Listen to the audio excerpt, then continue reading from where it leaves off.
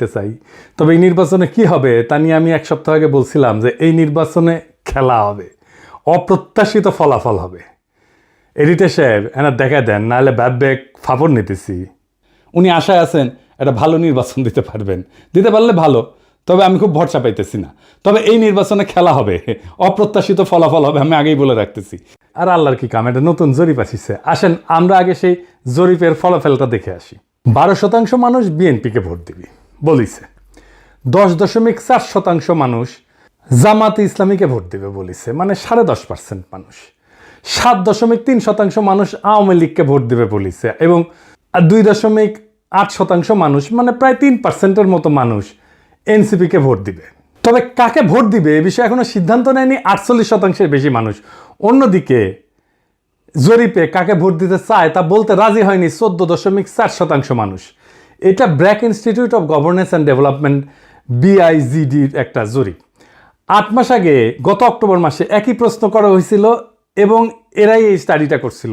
সেখানে 16.30% মানুষ বিএনপিকে ভোট দিতে চাইছিল, 11.30% মানুষ জামাতকে ভোট দিতে চাইছিল এবং 2% মানুষ এনসিপিকে ভোট দিতে চাইছিল। তার মানে জরিপ অনুযায়ী 8 মাস পরে বিএনপি এবং জামাতের ভোট কমছে, এনসিপির সামান্য কিছু বাড়িছে। তবে 62% মানুষ এই রাজনৈতিক দলগুলোকে ভোট দেবে না, তাই না? কারণ তারা হয় বলতে রাজি হয়নি, অথবা তারা এখনো সিদ্ধান্ত নেয়নি। এরা এই 1 বছরে তাদের উপর থেকে আগের সমর্থন হারা সরাই ফেলছে, আরও ফেলবে, দিতে পারবে, তারা মনে করতেছে পারবে। কারণ আওয়ামী লীগের এই 7.3% ভোট তারা নিবে।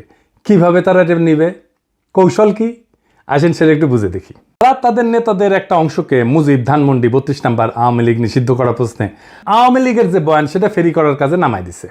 আমরা জানি এই যে শেখ রুমিনুর রহমান, ফজা পাগলা, হাবিবুর রহমান হাবিব, এরা তো কেন্দ্রীয় পর্যায়ে, এমনকি জেলা পর্যায়ে, উপজেলা পর্যায়ে পর্যন্ত আওয়ামী লীগের ভোটার, বিশেষ করে হিন্দু সম্প্রদায়ের 4-5% ভোট পাইতেও পারে, কিন্তু এটা পাইতে গিয়া আরও 8-10% নিজস্ব ভোট সে হারাবে।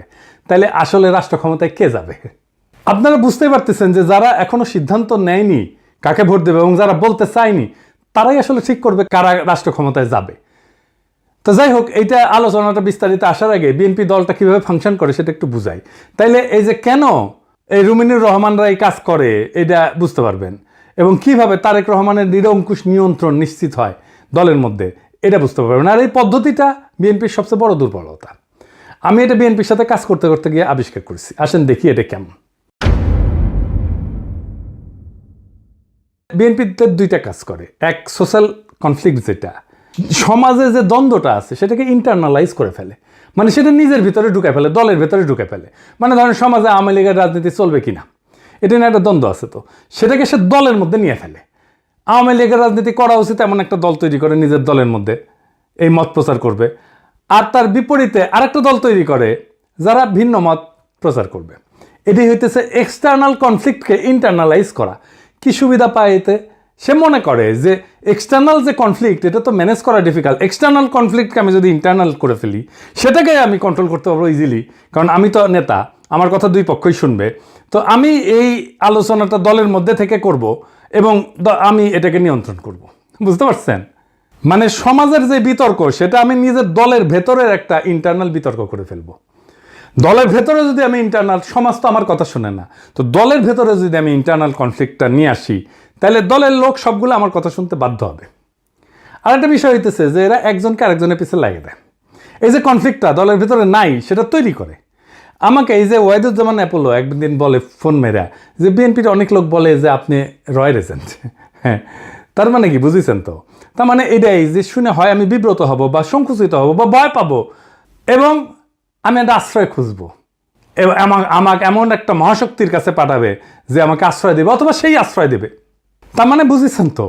বা সেই বলবে আরে ব্যাপার না, আমি দেখতেছি, আমার উপরে ছেড়ে দেন। হ্যাঁ, তো সে তার দলের লোকদের উপর আনুগত্যটা কেনে, তারা এটা চাপে ফেলা, ভয় দেখায়, আনুগত্য আদায় করে। এটা বিএনপির কৌশল। যাই হোক, এই যে এক্সটার্নাল কনফ্লিক্টটাকে ইন্টারনালাইজ করে ফেলা, এটা তার নির্বাচনে আওয়ামী লীগের ভোট টানার একটা কৌশল। তো যাই হোক, এখন এই যে নির্বাচনী জরিপ, এটার প্র্যাকটিক্যাল ফলাফলটা কি? প্রথম ফল হইতেছে বিএনপি আগামী সরকার গঠন করতে পারছে কিনা এটা বিরাট সন্দেহের মধ্যে পড়ে গেল। ধরেন এনসিপি আর জামাত ঐক্য হইল, ওইদিকে বিএনপি নিজের ভোটের সাথে আওয়ামী লীগের ভোট আর জাপার ভোট মিলে একটা হাড্ডাহাড্ডি লড়াই হইল, তাও কি বিএনপি বা এনসিপি জামাত ক্ষমতা আসতে পারতেছে? না, পারতেছে না।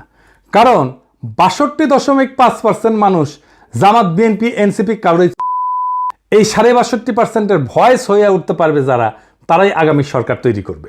তাইলে কিভাবে এটা গড়ে উঠবে? বাংলাদেশ একটা রাজনৈতিক ফ্রন্ট গড়ে উঠবে। প্রকৃতি শূন্যতা পছন্দ করে না।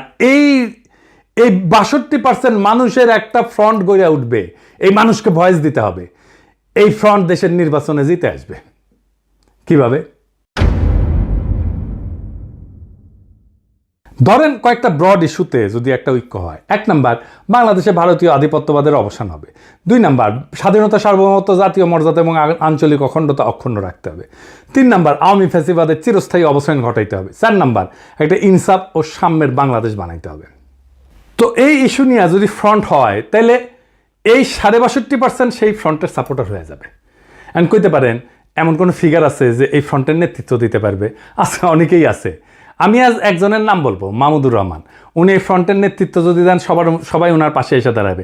ইলিয়াস কনক, পিনাকির কথা বাদই দেন, এরা মাহমুদ ভাই আওয়াজ দিলে ঝাঁপে পড়বি। এর বাইরে হেফাজত, ইনকিলাব মঞ্চ, আপ বাংলাদেশ, এবি পার্টি, ইসলামী শাসনতন্ত্র আন্দোলন, এরা সবাই এসে দাঁড়াবে। এটাই হয়ে উঠবে রাজনীতির মেইন স্ট্রিম। এনসিপি আর জামাতের কোনো অপশন থাকবে না এই ফ্রন্টে জয়েন না কইরা। বিএনপিও আসতে পারে এই ফ্রন্টে, স্বাগত জানাই আমরা।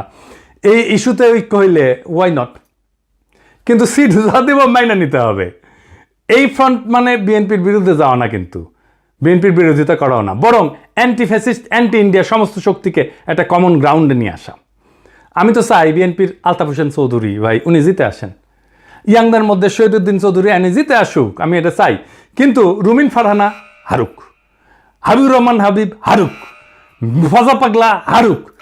আমি যদি ইলেকশনের আগে দেশে যেতে পারি, আমি আলতাফ ভাইয়ের এলাকায় গিয়ে ক্যাম্পেইন করে দিয়ে আসবো, যেন উনি যেতে ধানের শীষের ক্যাম্পেইন করে দিয়ে আসবো। আমার ক্যাম্পেইনে